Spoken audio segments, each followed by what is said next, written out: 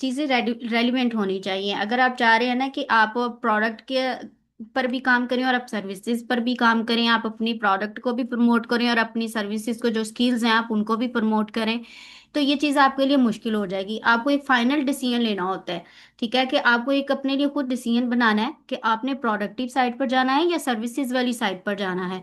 आपको बिजनेस करना है या आपको सर्विसेज देकर लोगों को अपनी सर्विसेज को प्रमोट करके उससे अर्निंग करनी है। ठीक है, प्रोडक्ट और services both are different things. Product में क्या होता है कि चीज वो ऐसी चीज होती है जिसको हम छू सकते हैं, ठीक है, उसके ऊपर आपकी कॉस्ट आती है, इन्वेस्टमेंट आप करते हैं।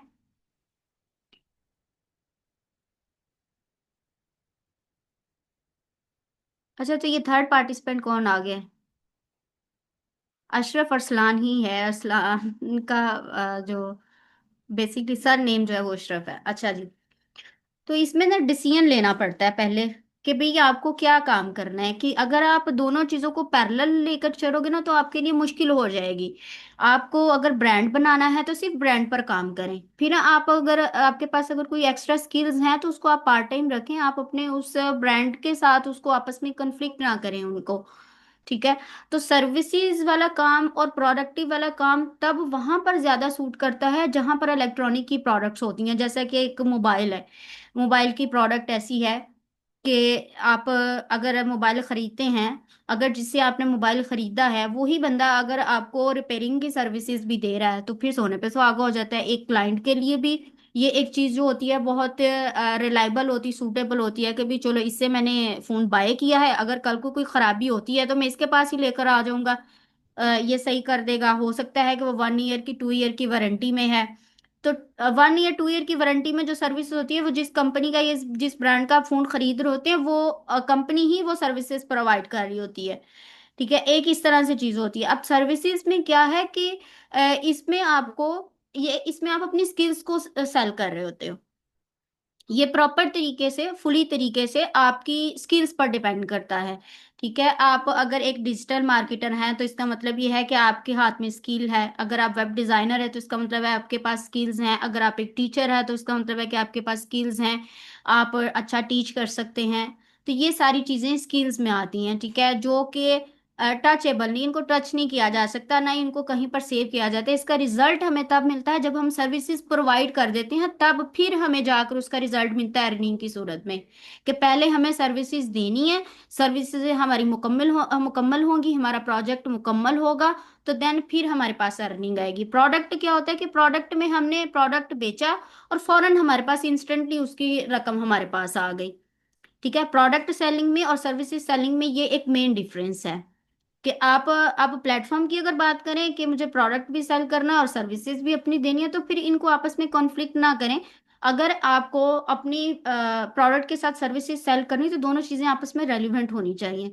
अब ऐसा नहीं है कि अब मैं एक वेब डिजाइनर हूँ या एक मैं डिजिटल मार्केटर हूँ तो अब मैं प्रोडक्ट क्या कह रहे हैं कि सेल करने के लिए मैं कोई एक ऐसी मोबाइल फोन जो है वो सेल करना शुरू कर दूं।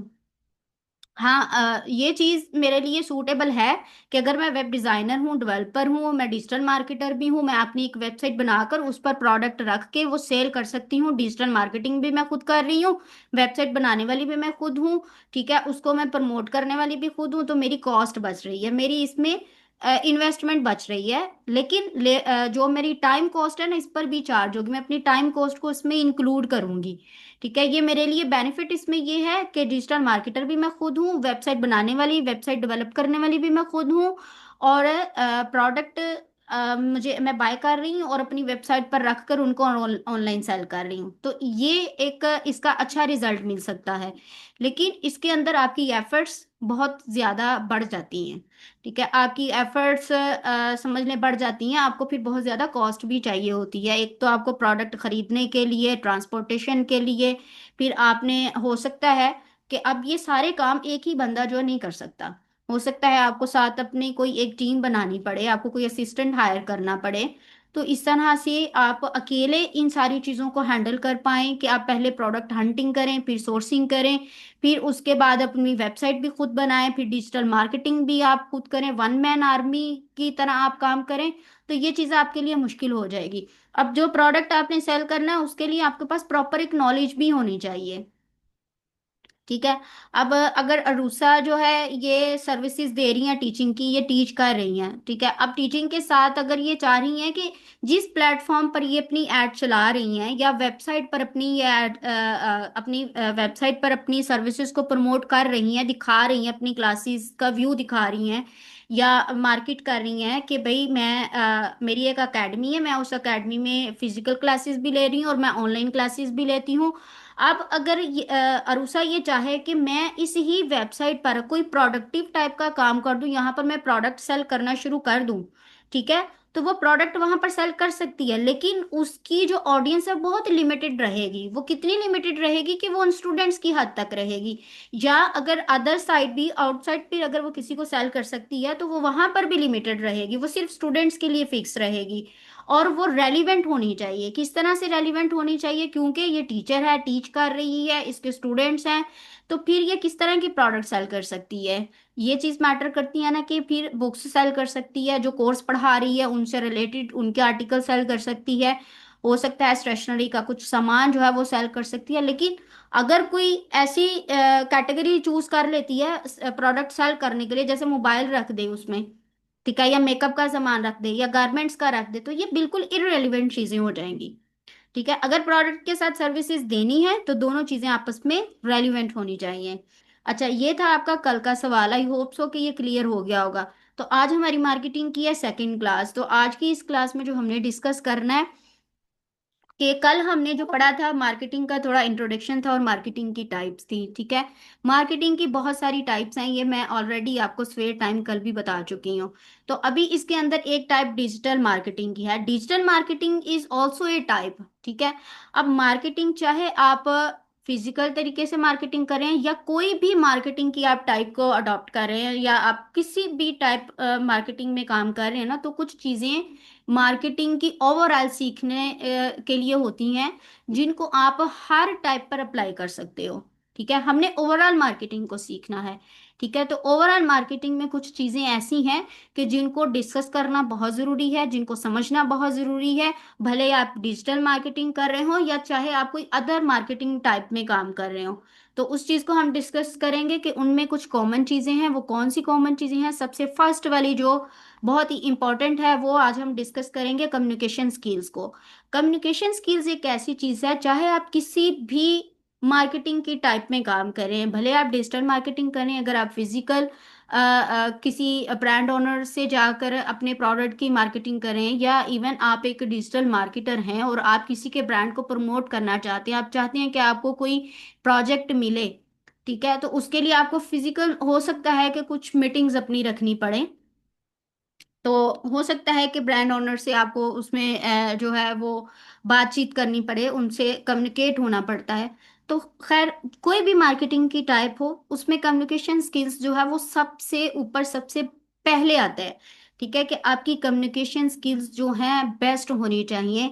हमने मार्केटिंग के कोर्स में यही सीखना है कि हम किस तरह से अपनी मार्केटिंग स्किल्स को गुड कर सकते हैं। तो अपनी मार्केटिंग स्किल्स को गुड करने के लिए जो सबसे पहला पॉइंट है हमारी कम्युनिकेशन स्किल्स का गुड होना। ठीक है, अब कम्युनिकेशन स्किल्स में क्या होता है कि हमें कम्युनिकेट करना होता है अपने क्लाइंट के साथ। ठीक है, अब कम्युनिकेशन स्किल्स अपने ब्रांड को प्रमोट करने के लिए और किसी दूसरे के ब्रांड को प्रमोट करने के लिए थोड़ा सा उसमें डिफरेंस हो सकता है, लेकिन कुछ चीजें बिल्कुल सेम अप्लाई होती हैं दोनों पर। अभी ये हम आगे डिस्कस करेंगे कि वो कौन सी चीजें हैं कि जो अगर हम अपने ब्रांड को प्रमोट करते हैं तो उसमें किस तरह की कम्युनिकेशन स्किल्स होनी चाहिए, और अगर हम किसी के ब्रांड को प्रमोट कर रहे हैं तो उसमें किस तरह की कम्युनिकेशन स्किल्स की जरूरत होती है। ठीक है, मार्केटिंग का मतलब सिर्फ सेलिंग करना नहीं है। ठीक है, मार्केटिंग के अंदर जो कम्युनिकेशन स्किल्स हैं इसमें बेसिकली आप अपनी सेल्फ को रिप्रेजेंट कर रहे होते हो। तो अपनी सेल्फ को रिप्रेजेंट करने के लिए कौन सी चीजें जरूरी होती हैं? ठीक है, एक तो आपको बेस्ट लिसनर होना चाहिए। ठीक है। अब अगर आपके पास कोई क्लाइंट आता है, आप मार्केटिंग कर रहे हैं, आपको अपने क्लाइंट की उसकी प्रॉब्लम को पहले सुनना पड़ता है कि उसकी प्रॉब्लम क्या है, उसकी डिमांड क्या है, उसको नीड किस चीज की है। पहले आप उसको अच्छे से सुनेंगे, उसकी प्रॉब्लम को सुनेंगे, उसकी डिमांड को, उसकी नीड को, कि वो क्या चीज डिमांड कर रहा है। ठीक है। सम टाइम ऐसा होता है कि मैं अपने एक्सपीरियंस से भी बात बता रही हूँ कि अक्सर औकात ऐसा हुआ है कि मुझे ना बहुत आदत है ऑनलाइन शॉपिंग करने की। ठीक है। अगर मैं कोई चीज़ नहीं भी परचेज कर रही है ना, तो मुझे मेरे पास सामने जो एड्स आती हैं ना, तो मैं उनकी इन्फॉर्मेशन के लिए अक्सर मैसेजेस कर देती होती हूँ व्हाट्सएप पर। तो बाज़ बात ऐसा होता है कि अभी तक मेरी बात पूरी नहीं होती। व्हाट्सएप के थ्रू ज्यादातर लोग कम्युनिकेट हो रहे होते हैं, मेरी बात अभी तक मुकम्मल नहीं होती। मैं प्राइस के बारे में पूछ रही हूँ, या मैं कुछ उस प्रोडक्ट की क्वालिटीज के बारे में अगर पूछ रही हूँ कि ये किस तरह से वर्क करती है, मेरा क्वेश्चन पूरा होने से पहले ही वो मुझे एक ब्लंडर सा तस्वीरों का और वीडियोस का भेज देते हैं, जिससे मैं बहुत ज्यादा ऑनआइड हो जाती हूँ। फिर मैं उस चीज को स्किप कर देती हूँ कि भाई तुम लोग पहले सुनो तो सही कि मुझे चाहिए क्या। हो सकता है कि मुझे आपको इन तस्वीरों की और इन वीडियोस के भेजने की जरूरत ही ना पड़े। ठीक है। तो बेहतरीन चीज होती है अपनी कम्युनिकेशन स्किल्स को बिल्डअप करने के लिए कि आपका एक अच्छा लिसनर होना जरूरी है। ठीक है। पहले खामोशी से अपने क्लाइंट की, अपने कस्टमर की बात सुने कि वो चाहता क्या है, उसकी डिमांड क्या है, उसकी प्रॉब्लम क्या है। अगर तो उस क्लाइंट ने आपसे पहले कोई सर्विसेज ली हुई हैं, फिर तो आपका ज्यादा अच्छे तरीके से उसको सुनना बनता है। हो सकता है कि जो पहले आपने सर्विसेज दी हैं उसमें कुछ वो कोई कंप्लेन करना चाह रहा हो, तो आपको उसकी प्रॉब्लम को सुनना पहले जरूरी है। फिर उसके अकॉर्डिंगली, ठीक है, जब आप एक कस्टमर को, एक क्लाइंट को अच्छे से सुनेंगे, तो देन उसके अकॉर्डिंगली ही उसको आप सोल्यूशन दे पाएंगे कि भाई क्या सोल्यूशन है। ठीक है। अब सेकंड चीज है आपका नॉलेज। अगर आप कहीं पर अपनी प्रोडक्ट कोई ऑफर कर रहे हो या अपनी सर्विसेज कोई ऑफर कर रहे हो, इन केस ऑफ अगर आपकी प्रोडक्ट अपनी है तो आपको उसके बारे में बेहतर नॉलेज है। ठीक है। अगर आपका ब्रांड अपना है, आपको बेहतर पता है कि ये ब्रांड आपका है, इसके अंदर आपने कौन से इंग्रेडिएंट इंक्लूड किए हैं, ये प्रोडक्ट किस तरह से वर्क करती है, इसके क्या बेनिफिट्स हो सकते हैं, उसको तो आप अच्छे से एक्सप्लेन कर पाओगे। ठीक है। अच्छा, और एक ब्रांड है जो आप किसी का प्रमोट कर रहे हैं। ठीक है। जब आप किसी का प्रमोट कर रहे होते हैं, वो इंस्टेड ऑफ कि आपके अपने ब्रांड की निस्बत आपको थोड़ी सी नॉलेज कम होती है। ठीक है। अगर आप डिजिटल मार्केटिंग के लिए प्रोजेक्ट गेन करने के लिए किसी के पास जा रहे हैं, अगर फिजिकल कोई मीटिंग आप अपनी एक रख रहे हैं, तो उसके लिए आपके पास नॉलेज होना बहुत ज़रूरी है। किस चीज़ का नॉलेज होना चाहिए कि आप उसको एक्सप्लेन कर सकें कि अगर आप एक डिजिटल मार्केटर हैं तो आप उसके ब्रांड को किस तरह से प्रमोट करेंगे। आप अगर कोई वो आपसे इंफॉर्मेशन पूछ रहा है, तो उसके बारे में आपको परफेक्ट नॉलेज होनी चाहिए। ठीक है। जो आप प्रेजेंटेशन दे रहे हैं, आपको पता होना चाहिए कि आप क्या प्रेजेंटेशन दे रहे हैं, इसका मकसद क्या है, इसका मकसद के बाद इसमें किस तरह से आप गोल सेट कर रहे हैं, किस तरह से आप इसको लोअर स्केल से ऊपर बड़े स्केल तक, हायर लेवल तक ले जा सकते हैं। इन चीज़ों की नॉलेज आपके पास होनी चाहिए, टैक्टिक्स आपको स्ट्रैटेजिक पता होनी चाहिए। फिर थर्ड चीज़ पर हम आते हैं, कॉन्फिडेंस लेवल। अब प्रेजेंस ऑफ माइंड बहुत ज़रूरी है। बात का तो ऐसा होता है कि जब हमारा कोई फर्स्ट प्रोजेक्ट होता है, ठीक है, अब अभी फर्ज करें कि मैंने अभी अभी नई नई मैंने मार्केटिंग सीखी, मैंने डिजिटल मार्केटिंग का कोर्स कर लिया। अब मुझे डिजिटल मार्केटिंग करना आ गई है, अब मैं अपने तौर पर अपने सेल्फ पर प्रैक्टिकल कुछ चीजें करती हूँ तो वो बहुत अच्छी हो रही हैं। ठीक है। लेकिन अभी किसी क्लाइंट के साथ मेरा कोई फर्स्ट एक्सपीरियंस नहीं रहा, अभी तक मैंने कोई प्रोजेक्ट नहीं पकड़ा।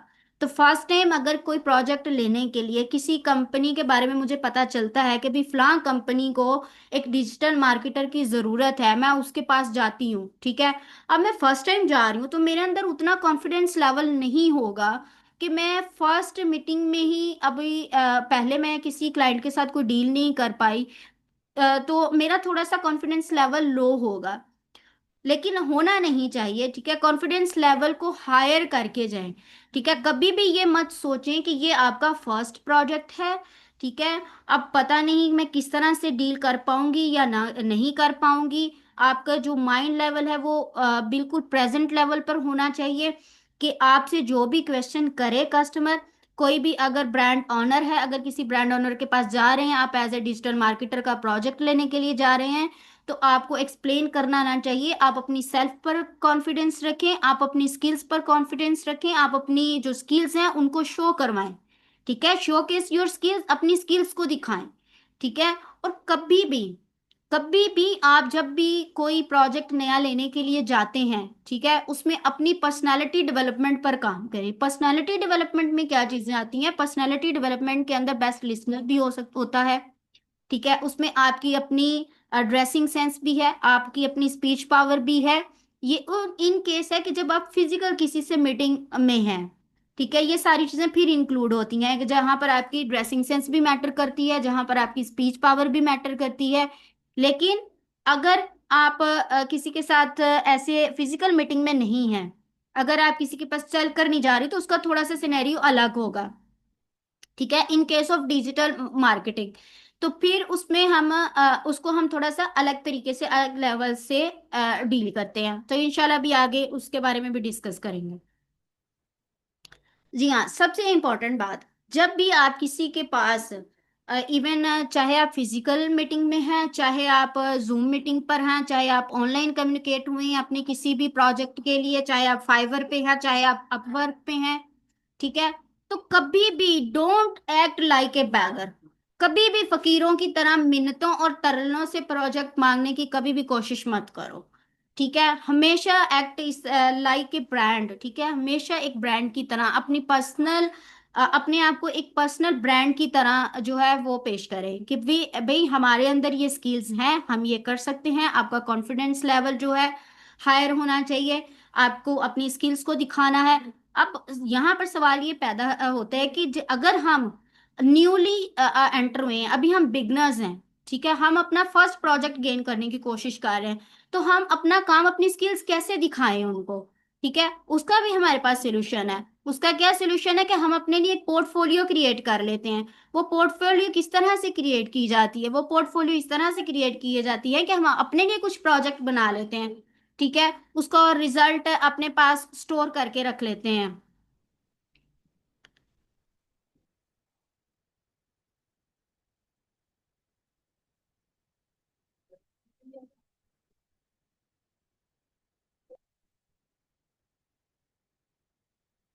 अभी क्या कह रहे हैं अरसलान? व्हाट्सएप ओपन किया, डिस्कनेक्ट हो गया। मतलब कि अभी इस वक्त अरसलान मीटिंग में है तो सही।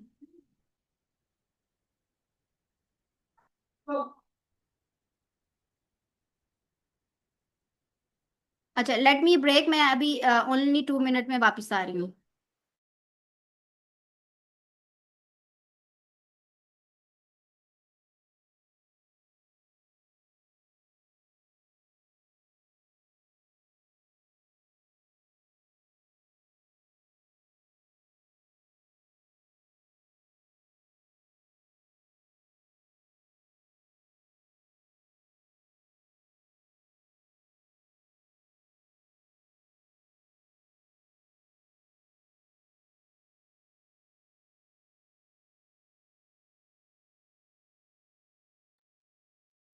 जी, आई एम बैक। अच्छा, तो हम डिस्कस कर रहे हैं कि कभी भी आप अपनी स्किल्स को या कोई भी प्रोजेक्ट लेने के लिए, भले ही आप वो फिजिकल मीटिंग में हैं, अगर आपको ऑनलाइन भी कोई प्रोजेक्ट लेना है, तो कभी भी आप इस तरह से एक्ट मत करें कि तरले और मिन्नतों से कभी भी प्रोजेक्ट लेने की कोशिश ना करें।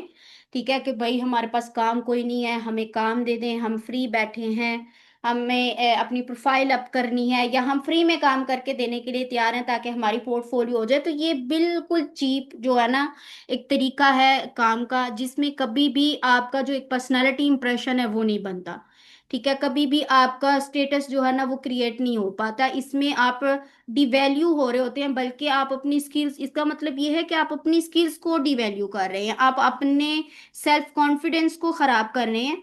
ठीक है, इसमें क्या होता है कि आपकी जो सेल्फ रिस्पेक्ट है वो डाउन हो रही होती है। इन केस अगर आपके तरले मिन्नतों से कोई आपको प्रोजेक्ट दे भी देता है, ठीक है, अगर आप किसी को एज ए रेफरेंस जानते हैं, किसी कंपनी को कोई बंदा रेफर कर देता है कि भाई फला एक कंपनी है, तो वहां पर मैंने आपके लिए बात की है, मैंने उनको बताया है कि आप जो है डिजिटल मार्केटिंग का काम करते हैं, आप उनका काम करके तो उनका प्रोजेक्ट ले सकते हैं।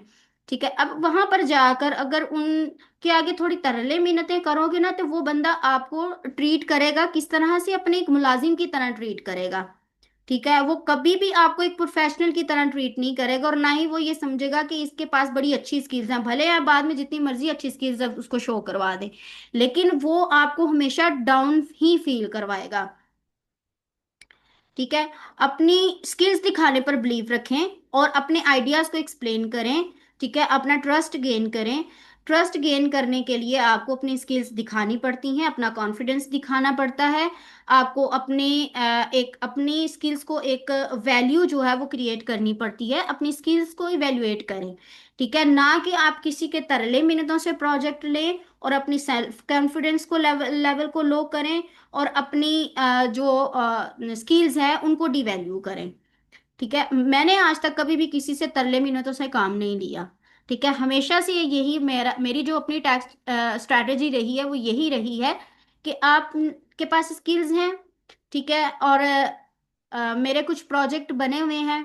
ठीक है, वो प्रोजेक्ट मैंने अपने इंटरनेट पर अपलोड किए हुए हैं, मैं सिंपली अपनी ईमेल मार्केटिंग के थ्रू या मैं डिजिटल मार्केटिंग कर रही होती हूँ तो मैं अपने उन प्रोजेक्ट को शोकेस करवा देती हूँ। ठीक है, अपनी वो पोर्टफोलियो में शो करवा देती हूँ। उनको देखकर अगर कोई शख्स इंस्पायर हो रहा है, ठीक है, अगर किसी को अच्छा लग रहा है तो ठीक है, कोई मुझसे कांटेक्ट कर रहा है तो देन मेरे पास प्रोजेक्ट आ रहे हैं तो मैं कर रही हूँ। लेकिन आज तक कभी भी मैंने किसी को ये नहीं कहा कि भाई मैं डिजिटल मार्केटर करती हूँ, आजकल मैं वेली बैठी हूँ, मेरे पास कोई काम नहीं है करने को, चलो कोई थोड़ा बहुत वेबसाइट वाला काम ही दे दो। ठीक है, मैंने आज तक कभी किसी से अपनी जुबान से इस तरह से काम नहीं मांगा। एक बार शायद मैंने एक या दो बार, बहुत पुरानी बात है, जब मैं एक अपने बिगनिंग लेवल पर थी तो तब शायद मैंने किसी एक को पर्सन को कहा था। लेकिन उस बंदे ने इस तरह से ट्रीट किया कि जैसे एक बहुत ही लो लेवल की बंदी है, जो बस मैं इसको जिस अगर मैं इसको प्रोजेक्ट कोई दिलवाता हूँ तो ये मेरी इंस्ट्रक्शन पर अमल करेगी, जिस तरह से मैं कहूंगी वो ये उसी तरह से काम करेगी। ठीक है, तो ये चीज़ मुझे बहुत ही ज्यादा जो है ना वो डिसअपॉइंट करती है। चले कोई बात नहीं, रिकॉर्डिंग हो रही है, अभी वापस कनेक्ट हो जाएगी। अभी ये इश्यू जो है ना हमारे इंटरनेट में रहता ही है।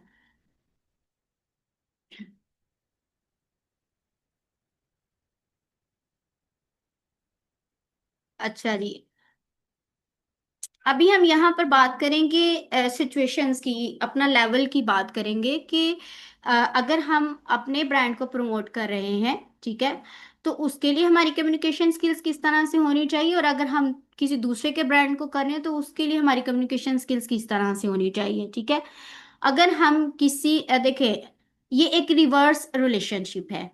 ठीक है, एक रिवर्स रिलेशनशिप किस तरह से बनता है कि एक चीज ये है कि आप डिजिटल मार्केटर हैं, अभी जैसे कि पहले भी मैंने एक्सप्लेन किया, आप डिजिटल मार्केटर हैं, आपको प्रोजेक्ट चाहिए और आप अपनी सर्विसेज को सेल करना चाह रहे हैं, आप एक प्रोजेक्ट लेना चाह रहे हैं, तो आप अपनी सर्विसेज को प्रमोट करने के लिए किसी के पास मीटिंग के लिए जा रहे हैं, या आप इंटरनेट पर डिजिटल मार्केटिंग के थ्रू अपनी सर्विसेज को प्रमोट कर रहे हैं। ठीक है, एक ये चीज़ है, दूसरा चीज़ ये है कि आप अपने ब्रांड को जो है वो प्रमोट करना चाह रहे हैं।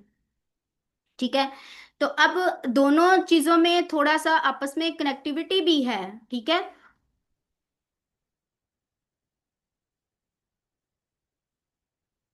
जी, अरुषा वापस आ गई हैं आप?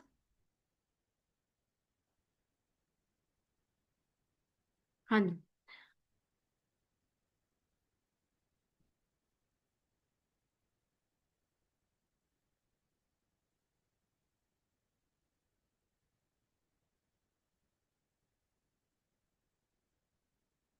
अच्छा, तो यहाँ पर हम बात करें सिचुएशन की। सिचुएशन क्या है कि एक अपने ब्रांड को प्रमोट करना और एक दूसरे के ब्रांड को प्रमोट करना। जब आप अपना ब्रांड प्रमोट कर रहे होते हैं, आप में कॉन्फिडेंस लेवल ज़्यादा होता है, क्योंकि आपको पता है आपने प्रोडक्ट मैन्युफैक्चर की है, आपने प्रोडक्ट खरीदी है, आपको पता है कि आपने एक अच्छी प्रोडक्ट खरीदी है। ठीक है, आपको पता है कि इसके अंदर क्या क्या इंग्रेडिएंट यूज हुए हैं, आपको पता है कि ये किस तरह से वर्क कर रही है। ठीक है, अगर अ, इसको कंपेयर किया जाए अदर किसी ब्रांड के साथ, अगर किसी दूसरे के ब्रांड को प्रमोट कर रहे हैं ना, तो उसमें आपकी कम्युनिकेशन स्किल्स थोड़ी सी जो थोड़ी लो हो जाती है, वो इस वजह से लो हो जाती है कि आप देख रहे होते हैं कि उसमें प्रोडक्ट के बारे में प्रॉपर तरीके से आपको उतनी नॉलेज नहीं है जितनी कि आपको अपनी प्रोडक्ट की नॉलेज है। ठीक है, और आपको उसके इंग्रेडिएंट के बारे में नहीं पता, आपको डाइवर्ट करना पड़ता है क्लाइंट को। अगर आपके पास कोई क्यूरी आती है, उसका क्यूरी को आप रीडायरेक्ट कर देते हैं ब्रांड ऑनर की तरफ। ठीक है, ब्रांड ऑनर के पास अगर आप जाते हैं, यहाँ पर एक टेबल है, ठीक है, तो ये बेहतरीन टेबल है इस चीज को एक्सप्लेन करने के लिए कि जब आप का अपना ब्रांड है तो आपकी जो टोन है, जो आपकी पर्सनल पैशनेट और इंस्पायरिंग है, वो लेवल ज्यादा होगा। इमोशनली आप उसके साथ ज्यादा कनेक्टेड होते हैं, कॉन्फिडेंट ज्यादा होते हैं। मैसेज जो आपने कन्वे करना है, जो आपकी स्टोरी टेलिंग है, वो डिफरेंट होती है। डिटेल आप बहुत ज्यादा डीप डिटेल में लिखते हैं, क्योंकि आपको अपने प्रोडक्ट के बारे में पता है। आपके पास फुल ऑफ कंट्रोल होता है। किस चीज का फुल ऑफ कंट्रोल होता है कि आप को पता होता है कि मैं अपने प्रोडक्ट के बारे में क्या अल्फाज जो है वो बोल सकती हूँ। ठीक है, मैं कितना, अगर मुझे उसकी जो फ्लेक्सिबिलिटी कह लें आप, ठीक है, फ्लेक्सिबिलिटी जो उसमें है ज्यादा होती है कस्टमर को अपनी तरफ अट्रैक्ट करने के लिए। ठीक है, कि आप उसको प्रॉपर तरीके से सारी गाइडलाइन दे सकते हैं, उसके इंग्रेडिएंट के बारे में बता सकते हैं। ठीक है, प्रोडक्ट की नॉलेज आपके पास अच्छी है। ठीक है, और आप डीप तरीके से जो है उस चीज़ों उन चीज़ों को जानते हैं। और एक चीज़ इसमें जो सबसे बेहतरीन होती है कि आप कस्टमर के साथ डायरेक्ट होते हैं। ठीक है, अगर आपने अपनी समझ लें ब्रांड को प्रमोट करने के लिए आपने कोई एड चलाई, डायरेक्ट आपके साथ कस्टमर कनेक्ट हुआ, कस्टमर आपके पास आया, तो अब आपके हाथ में है कि वो कस्टमर आपसे प्रोडक्ट खरीदे या ना खरीदे। अगर आपकी कम्युनिकेशन स्किल्स उसके साथ अच्छी रहेंगी, अगर आप कामयाब होते हैं अपनी प्रोडक्ट के बारे में उसको प्रॉपर तरीके से बताने में कि भाई आपका जो प्रोडक्ट है, ठीक है, उसको क्यों यूज किया जाए, इसके बेनिफिट्स क्या हैं, अपने प्रोडक्ट की डिटेल में आप डीप सारी चीजें उसको बता रहे हैं, और वो कस्टमर आपसे इंस्पायर हो रहा है। आपकी डायरेक्ट डीलिंग हो रही होती है कस्टमर के साथ। इन केस ऑफ अगर आप दूसरे किसी का ब्रांड प्रमोट कर रहे हैं, उसमें कस्टमर आपके साथ डायरेक्ट नहीं है। आपके पास जस्ट एक क्यूरी आई है, क्यूरी आ गई, ठीक है, और क्यूरी आने के बाद अब आपको उनके अगर फर्ज करें कि सर्विसेज है, ठीक है, तो फर्ज करें कि अगर कोई गार्डनिंग टाइप की कोई कंपनी है ऐसी, मैं उसकी एग्जांपल आपको यहाँ पर देती हूँ। मेरे पास ना एक कंपनी का भी प्रोजेक्ट है, ठीक है, मॉडर्न लैंडस्केपिंग एलएलसी। ये बेसिकली दुबई की कंपनी है। दुबई में ये विला लैंडस्केपिंग की जो सर्विसेज है देते हैं। बेसिकली ये ओवरऑल जो भी है इनका काम सर्विसेज बेस पर है। अब अगर मैं इनका डिजिटल मार्केटिंग का काम कर रही हूँ, अब अगर कोई कस्टमर जो है मेरे पास सारी इनके अकाउंट्स की एक्सेस है।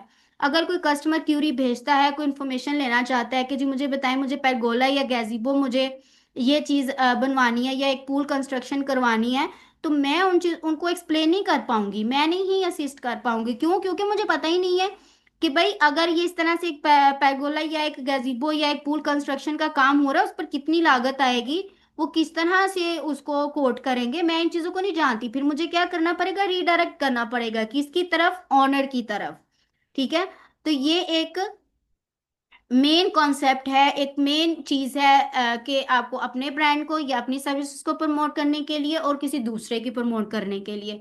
ठीक है, अब नॉलेज के बारे में भी हमने बात कर ली, अब ऑडियंस डीलिंग के बारे में भी बात कर ली।